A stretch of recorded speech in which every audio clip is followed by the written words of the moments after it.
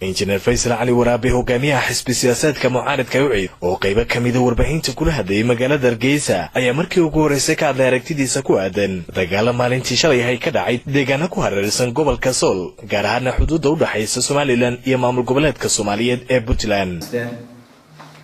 Dhulkeenu dispute area ku qoreen inta hadii muddo badan ay soo socotay ilaa maalintii gobolka magaca lagu maamulka la sameeyay lagu dhawaaqay sagaashan iyo sideedii hadda dad badan baa inta ka digi jiray oo badan dadka reer Sanaag bariga oo la jiray reer Garowe dad midkoodii waa dalfid saybay oo la jiray هذا هو شيء شعب غير سومالان دولة سومالان إن مانتا حد كيني أي صدق كيلو تسوقلين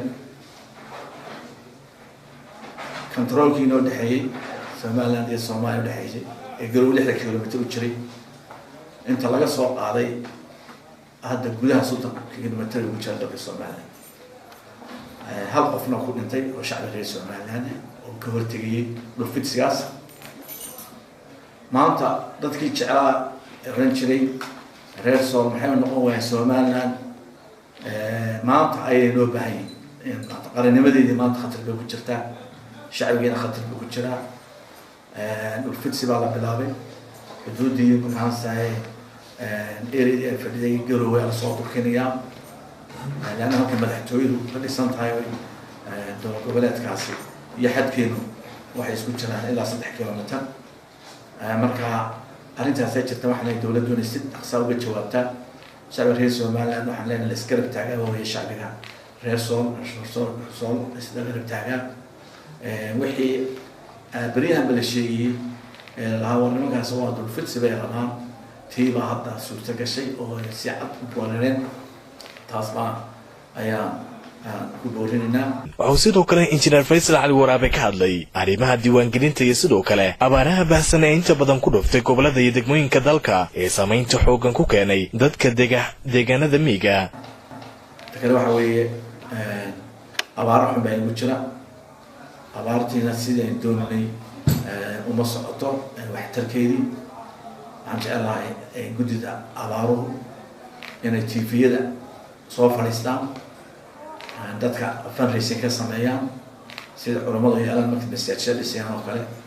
macamil doonayaan taasa ka badnaan doonta inay dadka gaadho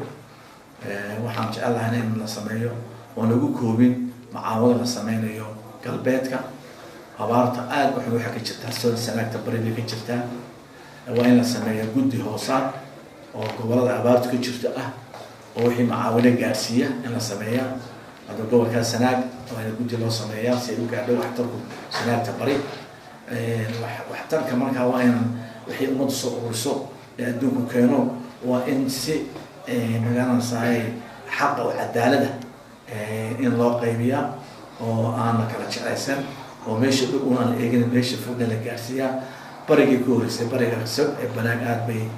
وحالف شيء هاي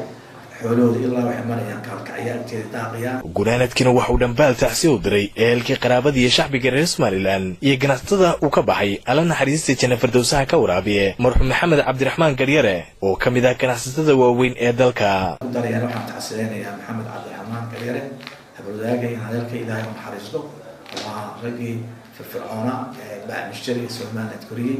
markii dalka la xoreeyay baa soo baxay Kanada ka yimi إنه دلكيس وحكي شلو إلى هاي السمرية من هالنجاسيو إلى هاي السجنة دي هالكليو لأن هاي السمرية من هالستاج بعيننا